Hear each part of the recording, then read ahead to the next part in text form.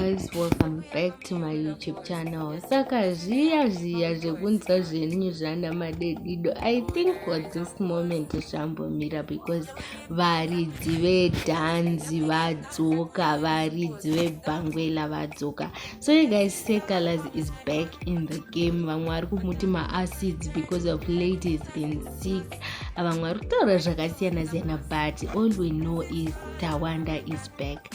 So kudzoka kwaTawanda adzoka ane madis evanhu hobo, and yeah, now it's a battle. People are now battling kuti ndiani mukuru wedhanzi between Tawanda na Gafa, and some of the people who are into that war between Calaz and Gafa ndi Platinum Prince ane song woya akareleasa ine madis Calaz, Magical aripo futi ane dzaari kureleasawo pamadis, and some are saying kuti dhanzi rakuzobvira, dhanzi rakutangidza, dhanzi rakuzojambwa. So it's now a battle yekuti mukuru ndiani, Winky or Calaz.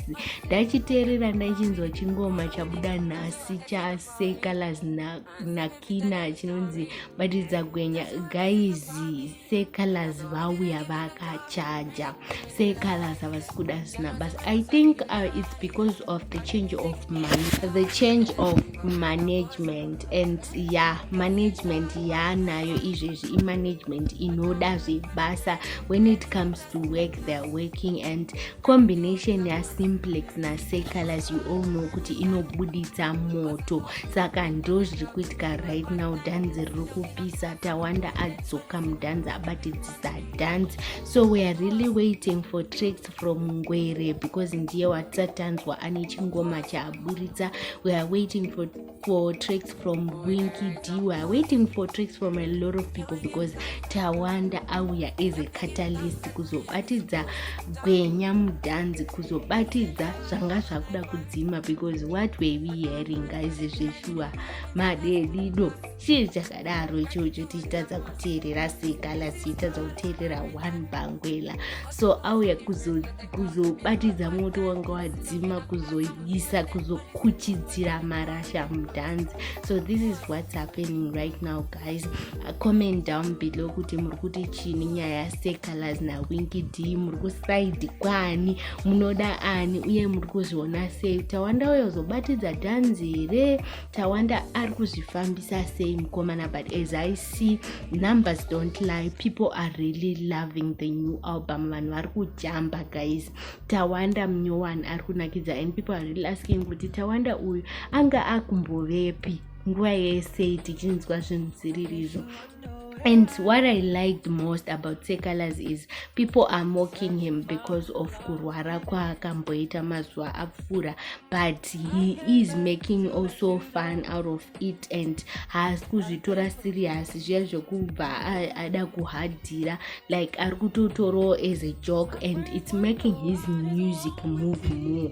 Vanhu vari kuviewa. I saw the new song with Kina.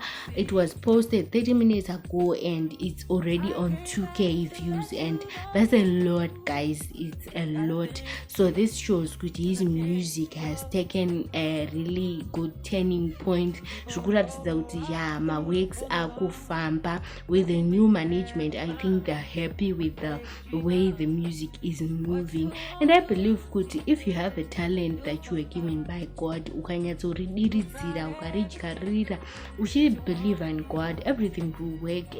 Munomborwiswawo apo neapo, the devil will try to fight you up and up, but zvawakapiwa maoko naMwari, no one can take that away from you. Chipo chaunenge wakapiwa naMwari hakuna anogona kuchitora.